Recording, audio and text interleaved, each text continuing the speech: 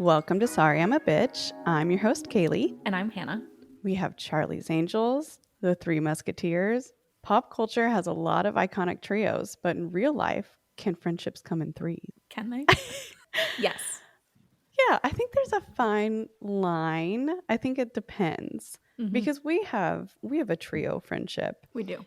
and it works. It Sorry. does. We have a trio friendship and it works. And I was thinking about this last night of why that specific trio friendship works. Yeah. And I think it's because we all kind of met at the same time. So nobody was kind of brought in to an already existing The friend group. territory was, we were Yes. establishing the territory. Yes, it wasn't marked before we came into it. And I also think it helps that none of us live around each other.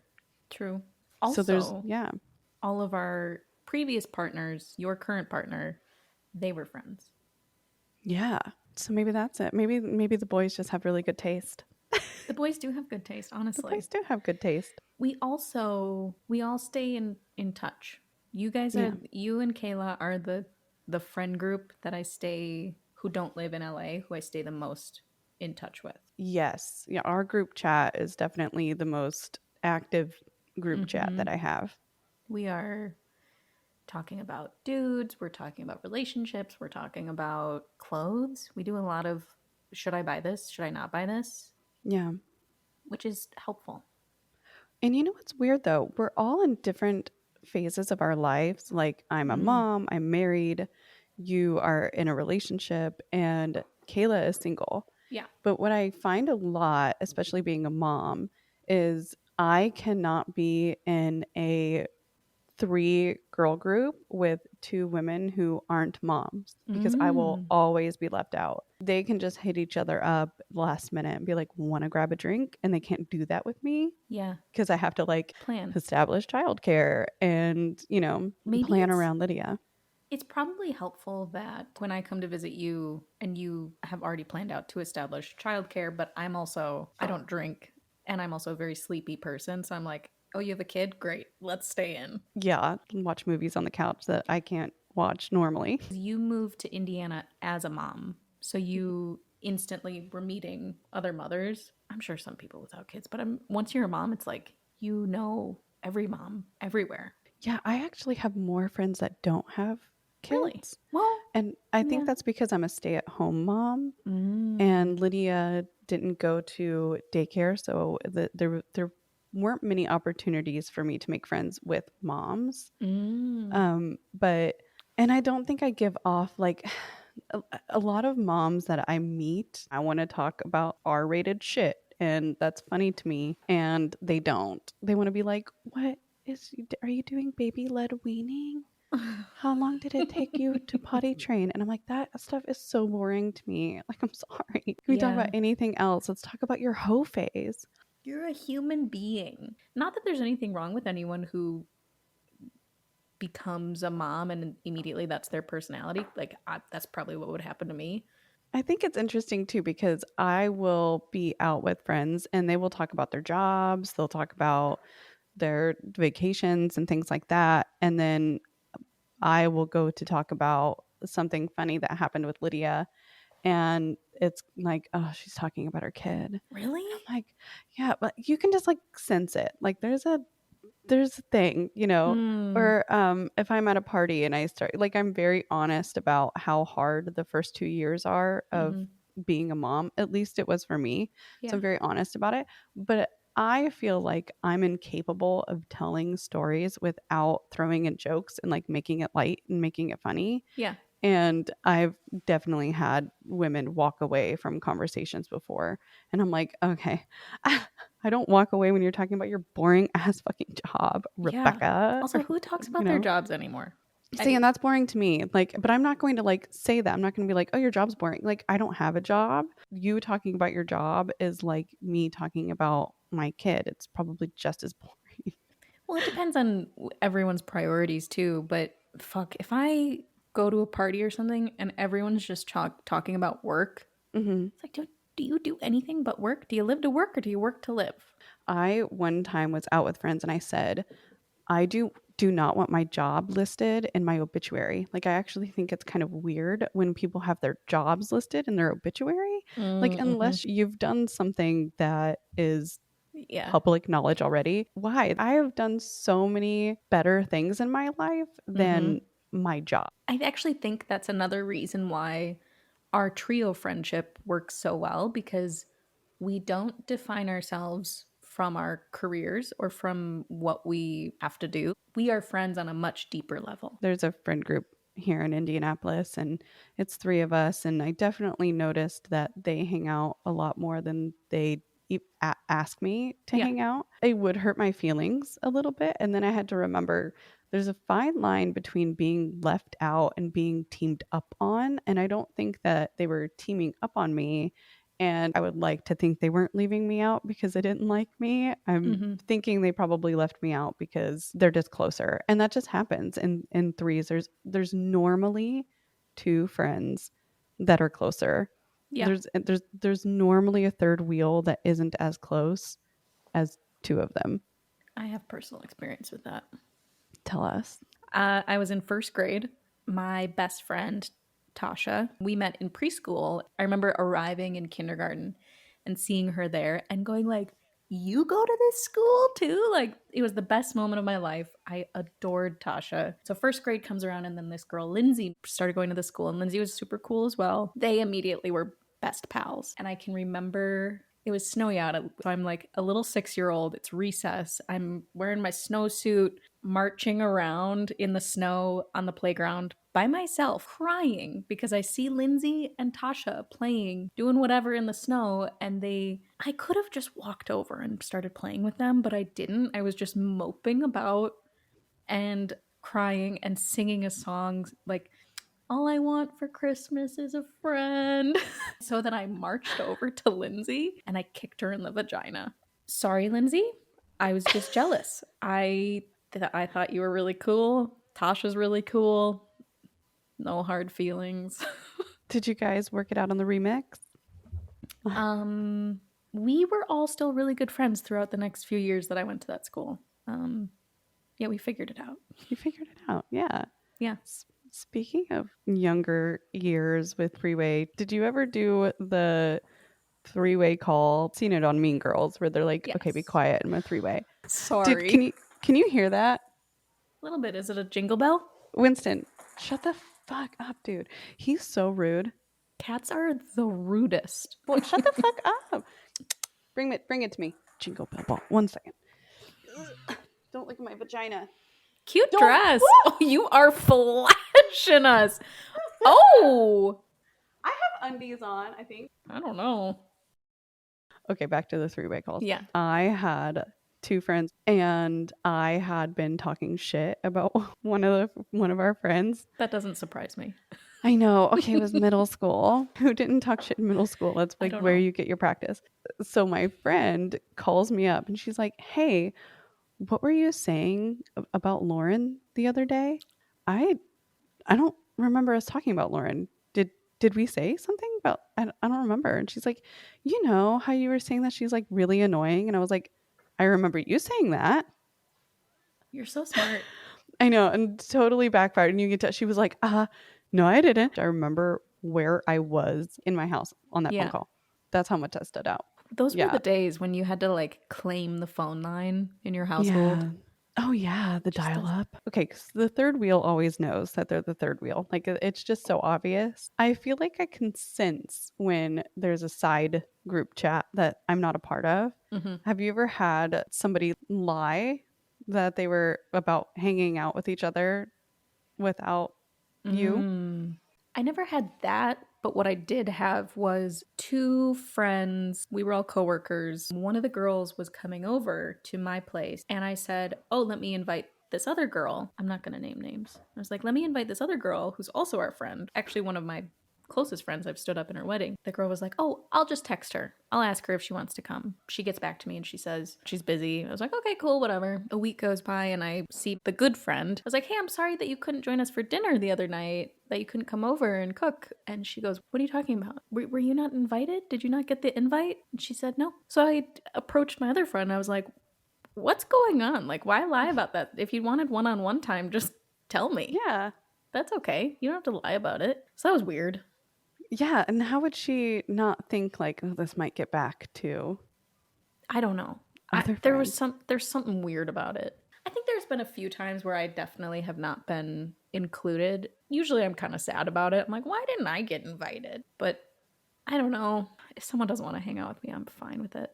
I just want to I like Yeah. lying down too much. You don't have to lie to me about going out. You don't have to pretend that I'm not the third wheel.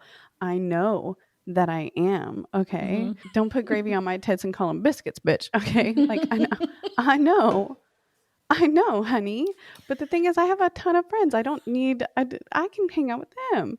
Can we go Why you back lying? to don't put gravy on my tits and call them biscuits? Where's that saying come from? That's my saying. That's yours. One day, Zach was gaslighting me about something because he's a white man and that's what they do. It's in their genes. And I said, don't put gravy on my tits and call them biscuits. I'm writing this down. Okay, yeah, use that one.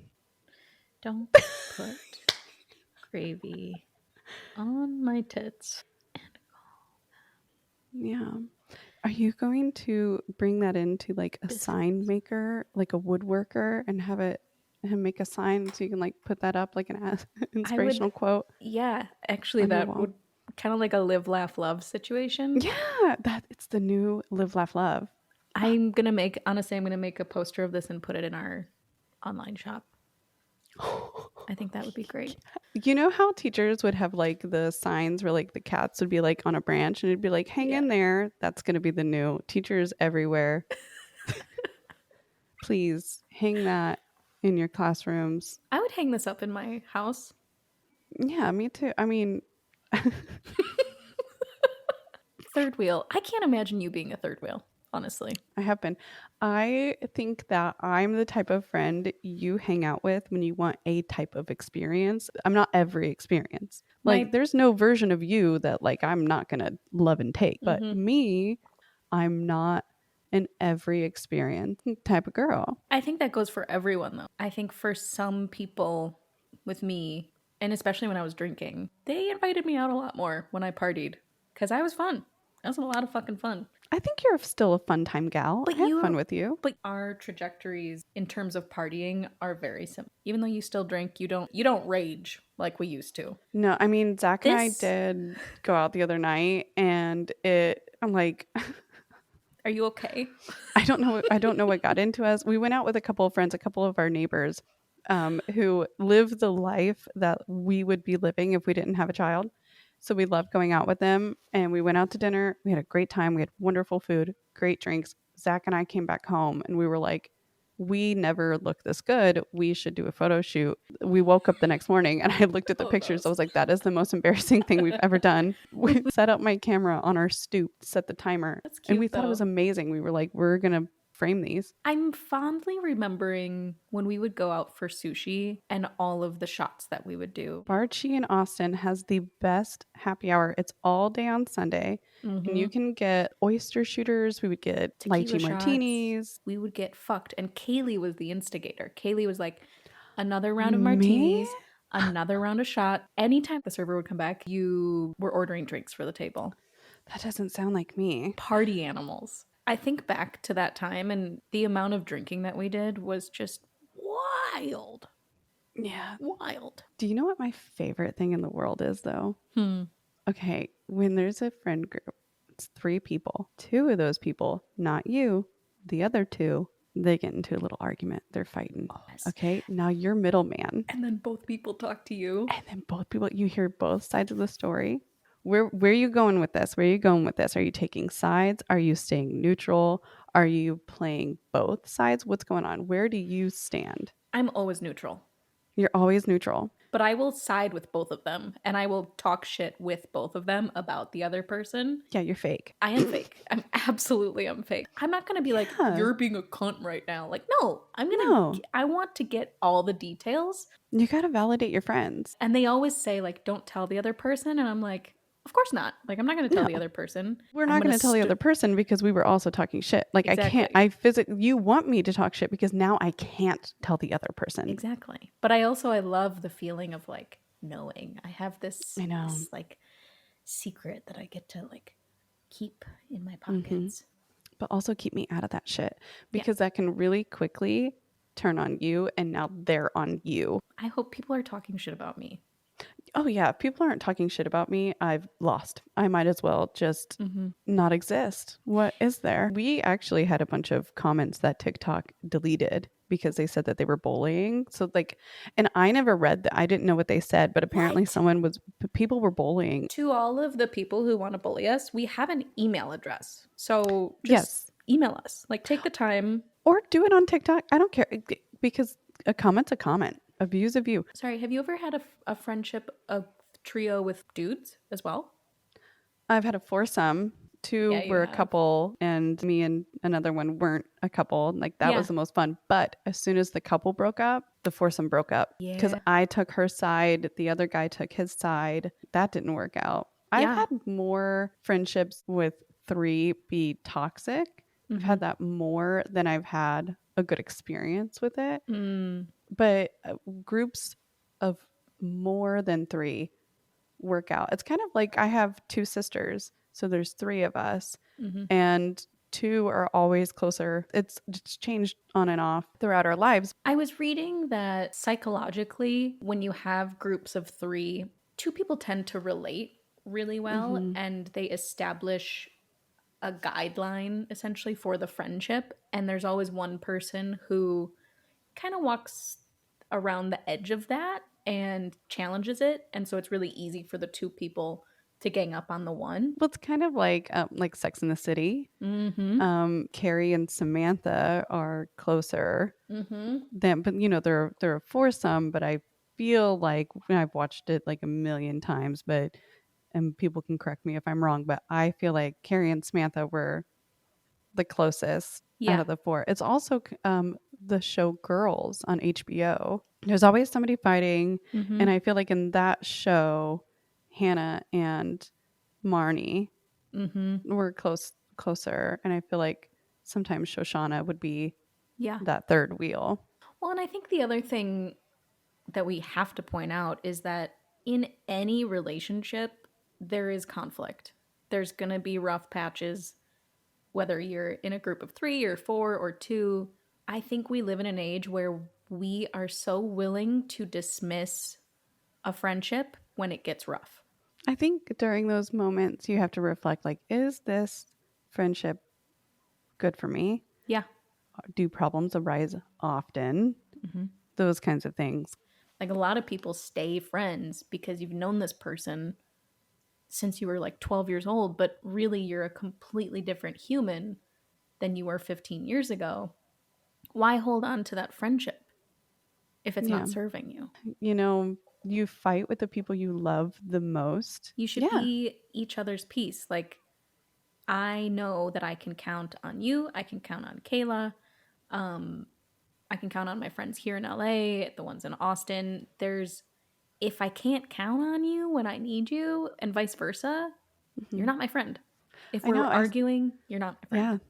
I know. I say it all of the time. Like I have my really good friend Brittany and my friend Lucy that I've been friends with Lucy since preschool forever. Yeah. And when my dad died, those were the two. Like they went to Cleveland to be with me because I knew it was a weird thing. Like I didn't have a relationship with my dad. I didn't really know how to like navigate my grief Yeah. and or what I was Who doing, and then does? everybody had opinions on whether I should be grieving, whether I should be going to his funeral. I was made to feel like such shit during that time. I'm like, dude, I lived my life without a father. He's gone from the earth now, Yeah. and now I'm being criticized on what I do with that. Mm-hmm. And those two held it down for me. Like That's amazing. Lucy was there at the funeral holding my hand. Brittany came, drove from Delaware to Yeah. Cleveland to be there to be with my daughter at the funeral so that I didn't have to be in the funeral and like also trying to keep track of a 2-year-old. Exactly. you deserve to grieve in whatever way it forms. And I think that goes for grief in general. Like, Yeah. I'm sorry that people had an opinion Yeah. and how that caused a serious rift in those relationships for you. Yeah. Because you stood your ground and you were like, how I'm allowed to feel how I feel. Yeah. And I'm allowed to go be at the funeral. Mm-hmm. I was really proud of you for that. Thank you. Yeah. Well, it sucks because when you have a really awesome dad, when they die, you are thinking about all of the good times. You're not criticized as much as somebody who didn't have a father and then they die. Like I had somebody that was like, I thought you hated your dad. Now all of a sudden I'm like, it's not like I had. Yeah, it's complicated. And we did have good times. Like it wasn't, I have good memories with my dad. And I now at the end of his life, like now I'm being criticized, but they were there. They held it down. Yeah. Have I met they're Lucy? the best. Did I ever meet her? I don't think you have, but you should. It needs to happen. Yeah, because she's awesome. Hi, Lucy. I see you. Yeah. Actually, I don't see you. I see me in my camera. And Kaylee, but I'm mostly staring at myself. I know. If you see my eyes go. Honestly, I can't tell. Can you see me when I'm like. No, actually, this whole time I've been like, wow, she is so laser focused on me. I just know she's staring at me. And I'm staring at myself. I do. But a lot of the time I'm also looking at. I'm switching back and forth.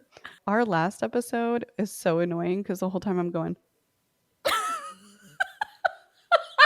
Like my bangs, I know, like my bangs they're in a weird phase right now, okay? And dude, like, so are mine. The whole time I was like, do I want these bangs?